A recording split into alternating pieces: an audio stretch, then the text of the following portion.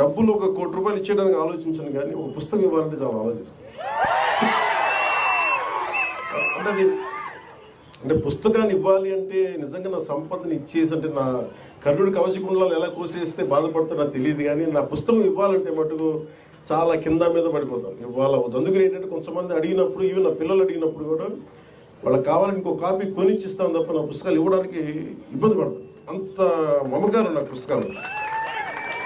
ఎందుకు ఇంత మమకారం అంటే, నా జీవితంలో ఎప్పుడు కూడా పుస్తకాలు అనేది, పుస్తక పఠనం లేకపోతే నేను ఏమైపోయేవాడిని అనిపిస్తుంది.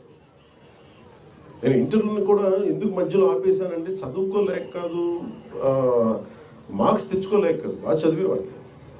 కానీ ఎందుకంటే నేను కోరుకుంటున్న చదువు పుస్తకాల్లో లేదు, నాకు క్లాస్ రూమ్లో లేదు. అందుకు నేను ట్యాగూర్ గారి ప్రేరణతో, అంటే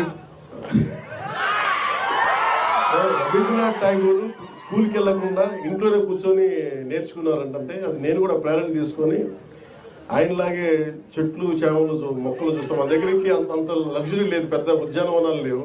మాకుండా 2 రోజా మొక్కలతో కుండీలనే చూస్తాం. పుస్తకాలు పెట్టుకొని, క్లాస్ పుస్తకాలు పెట్టుకుని రోజా పువ్వులను చూస్తాం ఉండిపోయాడు. ఎట్లా ఎగ్జామ్స్ ఫెయిల్ అవుతుంది కదా, ఖచ్చితంగా అలా చూస్తాం.